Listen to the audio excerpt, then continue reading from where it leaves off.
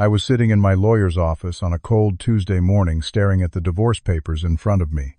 22 years of marriage reduced to black ink on white paper. My wedding ring felt heavier than ever on my finger. I thought about the day I slipped it on, full of hope and dreams. Amanda had smiled at me like I was her whole world. We built a life together, had a beautiful daughter named Sophie. I thought we had everything. Turns out I was the only one who believed that. It all started falling apart on a Thursday evening in late September. Before we dive into what happened, I would love to know where you are watching this from. Drop your location in the comments below. If you have ever felt betrayed by the people you loved most, this story might hit close to home. Go ahead and hit that like button, and do not forget to subscribe, because you will want to see how I turned my pain into power. Now let me take you back to where it all began. I am Clarence, a mechanical engineer living in Ohio. For most of my adult life, I worked hard to provide a comfortable life for my family. Every morning I would wake up at 6, make breakfast for everyone, and drive Sophie to school when she was younger. Now she was 19 in her second year at college, studying business administration. Amanda worked as a marketing consultant, mostly from home. She had flexible hours and seemed happy with the arrangement. We had a nice house in the suburbs, with a small garden, where I planted tomatoes every spring. Sunday dinners were our tradition.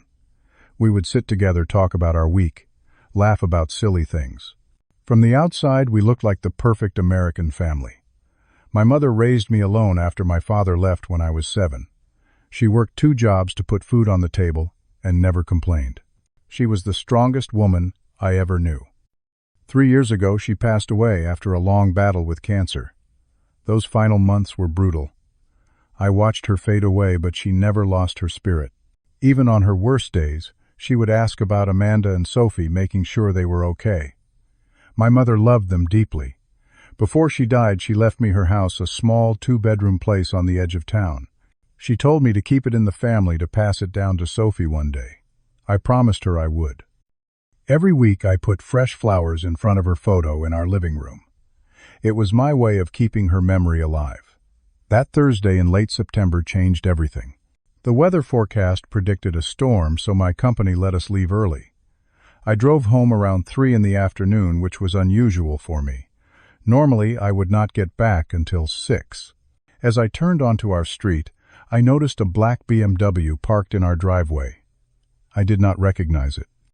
My heart started beating faster, though I tried to tell myself it was probably just a friend of Amanda's.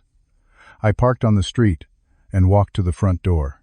The house was quiet when I stepped inside, but then I heard laughter coming from upstairs. It was Amanda's voice, light and carefree, in a way I had not heard in a long time. There was a man's voice, too low and unfamiliar. My hands shook as I climbed the stairs. Each step felt like walking through mud. Part of me wanted to turn around to pretend I had not heard anything. But I kept going. The bedroom door was slightly open. I pushed it wider and saw them. Amanda was sitting on our bed, the bed we had shared for over 2 decades. Next to her was a man I recognized, Derek. I had met him once at Amanda's company party last year. He was her colleague, charming and well-dressed. They both froze when they saw me. Derek scrambled to his feet, grabbing his shirt from the floor. Amanda's face went pale. For a moment, nobody said anything. I just stood there looking at the scene in front of me. This bedroom, we had painted these walls cream-colored together when we first moved in. We had picked out that lamp on the nightstand during a trip to Cleveland. Every corner held a memory. Now it all felt contaminated. Derek rushed past me without making eye contact, muttering something I could not hear. I heard the front door slam a minute later, then the sound of his car starting. Amanda started crying immediately. She pulled the blanket around herself and kept saying she was sorry, over and over. I could not move. My mind was trying to process what I had just seen, but it felt like my brain had shut down. Finally, I managed to speak. My voice sounded strange, distant. I asked her how long this had been going on. She hesitated, then admitted it had been 4 months. 4 months. A third of a year. All those nights she said she was working late.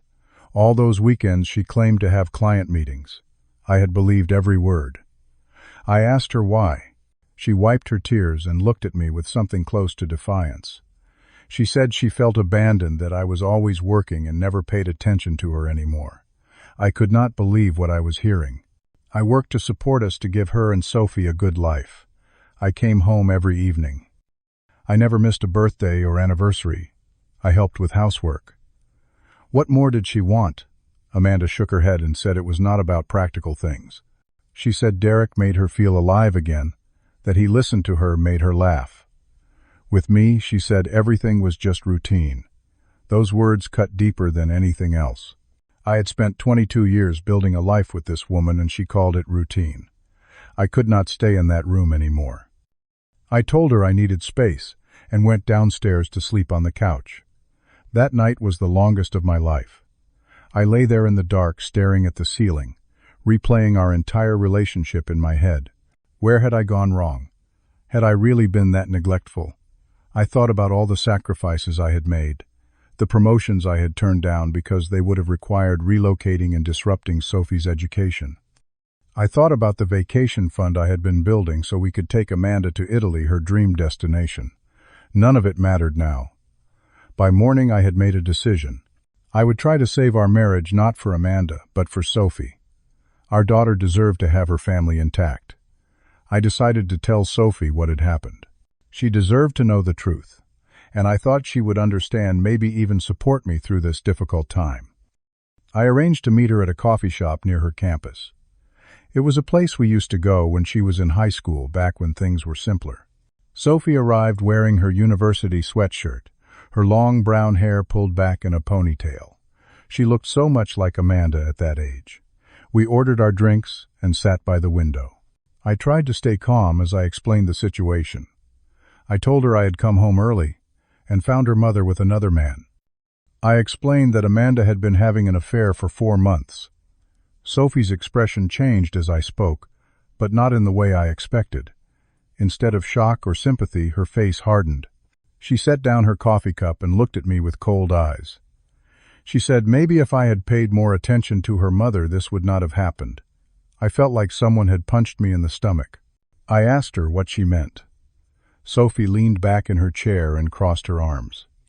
She said I was always working, always focused on my job, never really present, even when I was home. She said Amanda had told her she felt lonely, that Derek was nice to her and made her feel special. My own daughter was defending the man who had destroyed our family.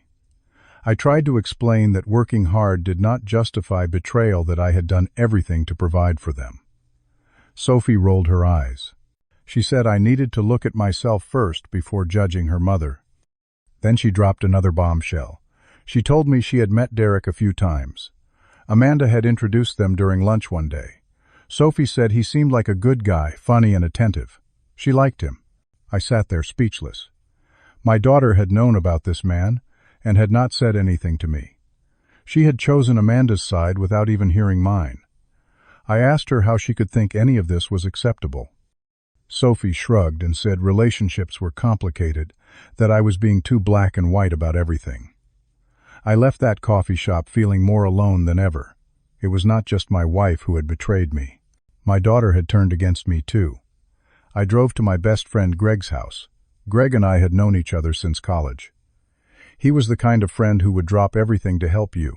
When I showed up at his door, he took one look at my face and let me in without questions. I stayed in his guest room that night, and for many nights after. Greg listened to everything without judgment. He told me I deserved better, that I should not let anyone make me feel guilty for being a good provider and a faithful husband. 2 weeks passed. I was still staying at Greg's place, going to work every day and trying to maintain some sense of normalcy. I needed to go back to the house to pick up more of my clothes and some important documents. It was a Saturday afternoon. I knew Amanda would be home, but I did not care anymore. I just wanted to get my things and leave. When I walked in, I heard voices coming from the living room. Amanda and Sophie were talking. They had not heard me come in. I was about to announce my presence when I heard Sophie say something that stopped me cold. She said she was glad her grandmother was not here to see this mess. She said my mother had always acted like I was perfect, like I could do no wrong. Amanda laughed and agreed. She said my mother had spoiled me, that she was the reason I thought everyone should revolve around me. I stood frozen in the hallway, barely breathing. Then Sophie said something even worse. She called the small memorial I kept for my mother creepy. She said it was obsessive, that I needed to move on. Amanda added that my mother had been controlling, always giving her opinions about how Sophie should be raised. She said it was good riddance that she was gone. I felt like my chest was being crushed. My mother, who had sacrificed everything for me, who had loved Amanda and Sophie like her own, was being mocked in her absence. The woman who fought cancer with dignity, who never asked for anything in return, was being insulted by the people she had cared for. I stepped into the living room, and they both jumped. The color drained from Amanda's face. Sophie looked startled, but not particularly guilty. I asked them, my voice shaking with rage, how they dared to talk about my mother like that. Sophie tried to dismiss it, saying they were just having a conversation. I told them my mother had loved them both, that she had left us her house, that she had always put their happiness first. Amanda tried to backtrack, claiming I had misunderstood, but I had heard every word clearly. I looked around the room and spotted something that made my blood boil even more. In the corner, tossed carelessly on the floor, was a wool scarf my mother had knitted for Sophie years ago. It was covered in dust, obviously forgotten and neglected. That scarf had taken my mother weeks to make. She had worked on it during her chemotherapy sessions, her fingers weak but determined. Sophie had worn it once, smiled for a photo, and then apparently thrown it away like trash. I picked it up, feeling the soft wool in my hands, and something inside me broke. I told them both I was done. Amanda started crying again, reaching for me, but I stepped back. I said I would not stay in a family that disrespected the woman who had given me life and unconditional love. Sophie protested, saying I was overreacting, that people say things they do not mean when they are upset. But I knew better. Those words had come from a place of truth. They had revealed how Amanda and Sophie really felt. I walked out of that house carrying only my mother's scarf. I drove back to Greg's place in a daze. That night I called Howard, my family lawyer. Howard had been a friend of my mother's and had handled her estate when she passed. I told him I wanted to file for divorce and change my will. Howard asked if I was certain, reminding me that these were big decisions to make in an emotional state. I told him I had never been more sure of anything. They had crossed a line that could not be uncrossed. Disrespecting Amanda, I could have worked through eventually. But mocking my mother's memory, treating her gifts like garbage, that was something I could not forgive.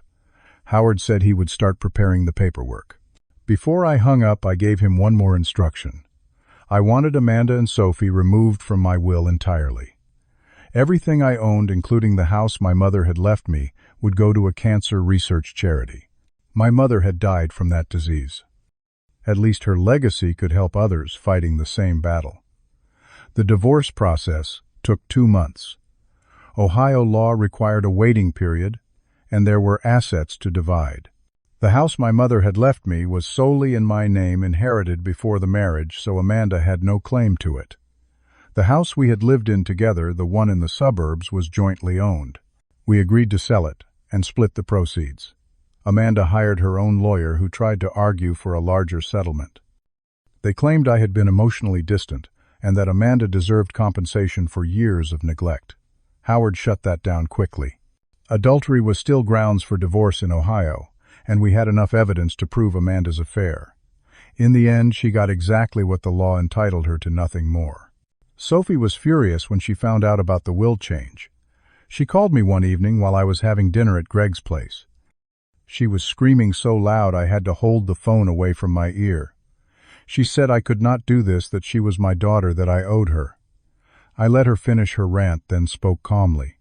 I told her she had made her choice when she sided with her mother and disrespected her grandmother. I said actions had consequences, and she was learning that lesson now. Sophie threatened to contest the will. I told her she was welcome to try, but Howard had made sure everything was legally airtight. She hung up on me. That was the last time we spoke for months. Amanda tried reaching out several times. She sent long text messages apologizing, saying she had made a terrible mistake, begging for another chance. I blocked her number. She showed up at my workplace once, but security escorted her out when I told them I did not want to see her. She sent emails that I deleted without reading. Eventually, she stopped. I heard through mutual friends that she and Derek had split up. Apparently he was not interested in a serious relationship and had moved on to someone else. Amanda was living in a small apartment across town, struggling financially. I felt nothing when I heard this news. No satisfaction, no sympathy, just emptiness. I threw myself into my work. My company was starting a new project, designing components for renewable energy systems. I volunteered to lead the team. It meant longer hours, more responsibility, but I needed the distraction. My colleagues noticed I was more focused than ever. Within 3 months, I got promoted to senior project manager. The raise was substantial. I took the extra money and made a large donation to the Cancer Research Foundation that would eventually receive my estate. It felt good to honor my mother's memory in a meaningful way.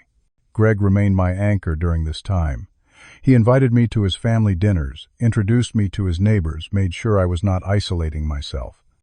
Through him, I joined a local running club. Every Tuesday and Thursday evening, we would meet at the park and run 5 miles. The physical exertion helped clear my mind. I met other people dealing with their own challenges, their own losses. It reminded me that everyone carries pain and that moving forward was possible. One of the runners, a woman named Julia, had lost her husband to cancer 2 years prior. We bonded over our shared experience of grief. Julia became a good friend, someone I could talk to without judgment. She understood the complexity of my emotions, the mixture of anger and sadness and relief. 6 months after the divorce was finalized, I started to feel like myself again. I sold the suburban house and used my share of the money to renovate my mother's old place. I repainted the walls, updated the kitchen, planted roses in the garden because my mother had loved them. Every evening after work, I would spend time in that garden, watering the plants, pulling weeds. It was therapeutic. I felt close to my mother there, like she was watching over me, proud that I had stood up for myself and for her memory. I also started volunteering at a local cancer support center, helping patients and their families navigate the difficult journey. It gave me purpose beyond my job. I was turning my pain into something positive. One Saturday morning in early spring, almost a year after the divorce, my phone rang. It was a number I did not recognize, but something made me answer. It was Sophie. Her voice was different, smaller, frightened. She said her mother was in the hospital. Amanda had suffered a stroke the night before. Sophie was at the hospital alone and scared. She asked, almost begged, for me to come. I stood in my kitchen holding the phone, feeling a strange mix of emotions. Part of me, a small part, felt sorry for Amanda. Nobody deserved to suffer like that. But another part, the part that remembered the betrayal and the cruelty, reminded me that I was no longer responsible for her well-being. I asked Sophie how serious it was. She said the doctors were still running tests, but that Amanda could not move her right side and her speech was slurred. It sounded bad. Sophie started crying, saying she did not know what to do, that she needed me. I took a deep breath.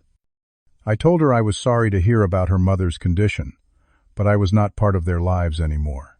Sophie's tears turned to anger. She called me cold and heartless. She said Amanda was still my daughter's mother, that I should care. I explained as gently as I could that Amanda had been my wife, who betrayed me, and Sophie had been my daughter, who chose to hurt me. I had moved on. I wished them both well, but I could not be the person they leaned on anymore. Sophie tried one more time, her voice breaking. She said she had been wrong, that she was sorry for everything she had said about her grandmother about me. She said she understood now how much she had hurt me. She begged me to come to the hospital just this once. I looked around my kitchen at the photo of my mother on the wall, at the roses blooming outside the window. I thought about the peace I had found in the past year, the life I had rebuilt. Going back to that hospital would mean opening old wounds. It would mean putting their needs before my own again. I had spent 22 years doing that. I could not do it anymore. I told Sophie I would not be coming to the hospital. There was a long silence on the other end of the line, then she hung up without another word. I sat down at my kitchen table, feeling the weight of that decision. It was not easy. Despite everything, Sophie was still my daughter, and Amanda had been my wife for more than 2 decades. But I had learned something important over the past year. Forgiveness did not mean putting yourself back into a harmful situation. It meant letting go of anger for your own peace, not for the benefit of those who hurt you. I could forgive them from a distance without allowing them back into my life. That afternoon I drove to the flower shop and bought a bouquet of white lilies. I wrote a short note on a card. It said, "I wish you a full recovery, but my chapter with you is closed." I had the flowers delivered to the hospital. It was the last gesture I would make. Over the following weeks, Sophie continued to call and send text messages. She apologized repeatedly, saying she had been immature and selfish. She said she finally understood the value of loyalty and respect. She wanted another chance to be my daughter. I did not respond to most of her messages. Eventually, I sent one email. I told her I forgave her for my own peace of mind, but forgiveness did not mean reconciliation. I hoped she would learn to respect the people who loved her. I wished her well in life. That was all I had to say. Through mutual acquaintances, I learned that Amanda had recovered somewhat from the stroke. She was out of the hospital and doing physical therapy. Derek, unsurprisingly, had not come back. When things got difficult, he disappeared just like he had that day in my bedroom. Amanda was facing her health crisis alone. Sophie had taken a semester off from college to care for her. Part of me wondered if this experience would teach them both something about real commitment, about standing by people when times were hard instead of looking for easy escapes.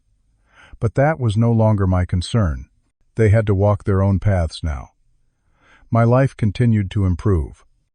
I received another promotion at work, this time to Director of Engineering. It came with a significant raise and more autonomy over projects. I used some of the money to buy a small cabin by a lake, 2 hours north of the city. It became my weekend retreat. I would drive up on Friday evenings, spend Saturday fishing and reading on the porch, then return Sunday afternoon. The solitude was healing. Julia and I remained close friends. We organized fundraising events for the cancer center together. She never pushed me to talk about Amanda or Sophie unless I wanted to. She respected my boundaries, something I had learned to value deeply. 1 year after Sophie's phone call about the hospital, I was sitting on the porch of my cabin watching the sunset over the lake. My phone buzzed with a text from an unknown number. It was Sophie again, using a different phone. She said she had graduated from college and gotten a job in marketing, following in her mother's footsteps.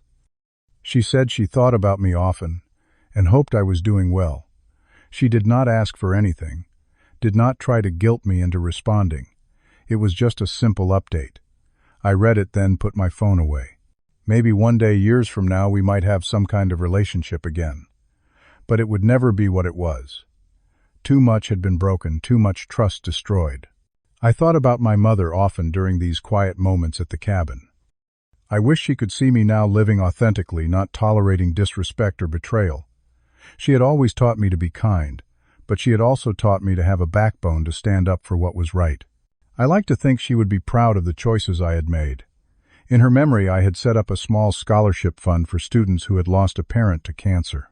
It was not much, but it helped a few kids every year pay for college. That felt more meaningful than any inheritance I could have left to people who did not appreciate it. As I reflect on everything that happened, I realize the most important lesson I learned was about self-respect.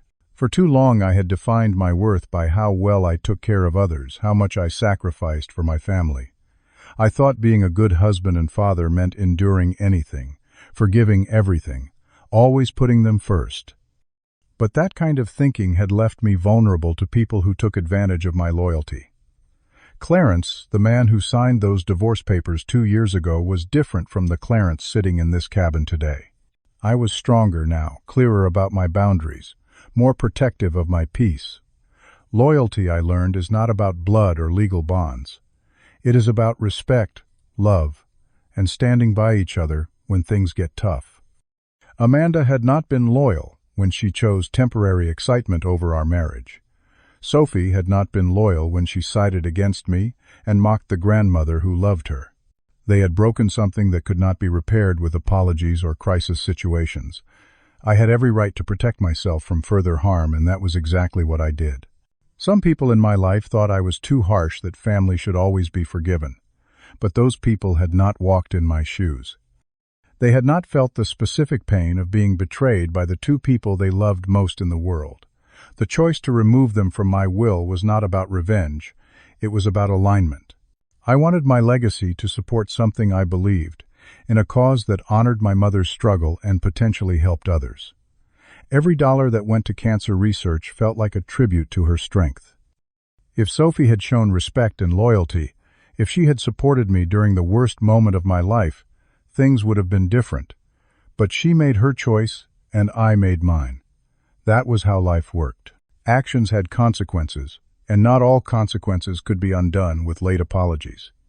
I found freedom in letting go. The anger that had consumed me in those first months slowly faded. I stopped thinking about what Amanda was doing, whether Derek had come back, how Sophie was managing her life. Their stories were no longer connected to mine. I built new relationships based on mutual respect and genuine care. Greg and his family became my chosen family. Julia and the volunteers at the cancer center became my community. I dated occasionally, nothing serious yet, but I was open to the possibility of love again. This time, though, I would be more careful. I would watch for red flags, trust my instincts, and never again ignore signs of disrespect or disloyalty. My mother used to say that sometimes the hardest thing and the right thing were the same thing. Walking away from Amanda and Sophie was the hardest decision I ever made. It went against every instinct I had as a father and husband. But it was also the right decision for my mental health, my self-respect, and my future. I did not regret the pain because that pain taught me valuable lessons. I did not regret the years I spent trying to build a good family because at least I knew I had given it my all. What I would have regretted was staying in a situation where I was disrespected, where my mother's memory was mocked, where my loyalty was taken for granted. People sometimes ask me if I am lonely. The truth is, I am alone sometimes, but I am not lonely. There is a difference. Loneliness comes from being surrounded by people who do not truly see you or value you. Being alone, on the other hand, can be peaceful when you are comfortable with yourself. I enjoy my own company now. I enjoy the quiet mornings in my cabin, the satisfaction of a good day's work, the simple pleasure of tending my garden. These things bring me joy without complications or betrayals.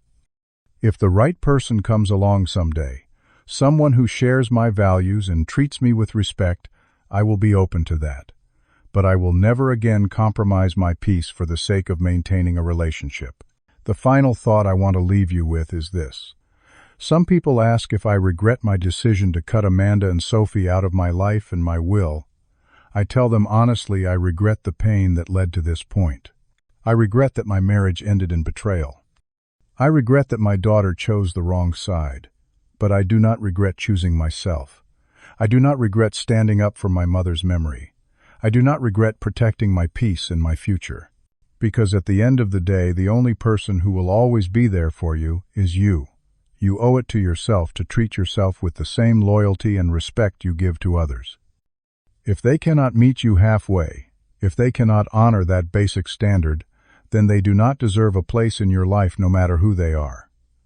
Now I want to hear from you.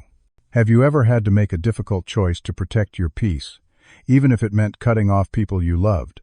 Do you think I was too harsh, or did I do the right thing? Share your thoughts in the comments below. If this story resonated with you, please hit that like button and subscribe to the channel for more real-life stories. Share this with someone who might need to hear it. Thank you so much for listening to my journey. I hope it helps you find the courage to prioritize yourself when necessary. Take care of yourself, set your boundaries, and never let anyone make you feel guilty for demanding respect. Until next time, stay strong and stay true to who you are.